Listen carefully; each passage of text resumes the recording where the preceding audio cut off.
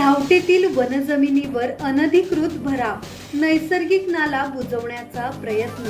स्थानिक ग्रामस्थांचे तहसीलदारांना निवेदन. पेन तालुक्यातील धावटे येथील वन विभागाच्या जागेवर अनधिकृत भराव करून नैसर्गिक नाला बुजवण्याचा प्रयत्न होत असल्याचा गंभीर आरोप करत राधाकृष्णवाडीतील ग्रामस्थांनी तहसीलदार तानाजी शेजाळ यांना निवेदन देऊन तातडीच्या कारवाईची मागणी केली आहे. पेन खोपोली बायपास लगत असलेला नैसर्गिक नाला परिसरातील पावसाचे पाणी वाहून नेण्यासाठी महत्त्वाची भूमिका बजावतो.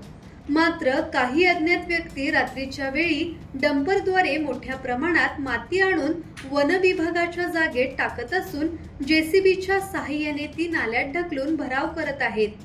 त्यामुळे नाल्याचा नैसर्गिक प्रवाह बाधित होत असल्याचा आरोप करण्यात आला आहे.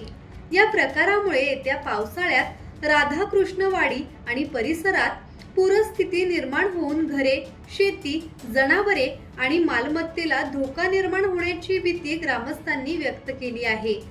बेकायदेशीर भरावाचे हे काम थांबवावे, संबंधितांवर कठोर कारवाई करावी तसेच नाल्याचा मूळ प्रवाह पूर्ववत करावा अशी मागणी ग्रामस्थांनी केली आहे.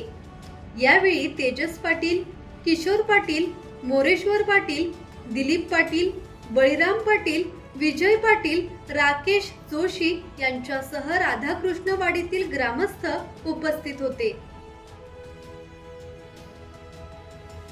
किरण बांधणकर, संवाद मराठी लाईव्ह, पेन.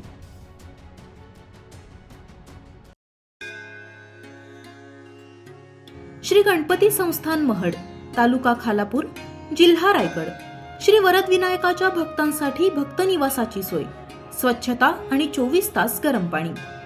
सीसीटीव्हीची नजर. आगाऊ नोंदणीसाठी संपर्क करा 02192 26 69 12 72 76 47 38 54.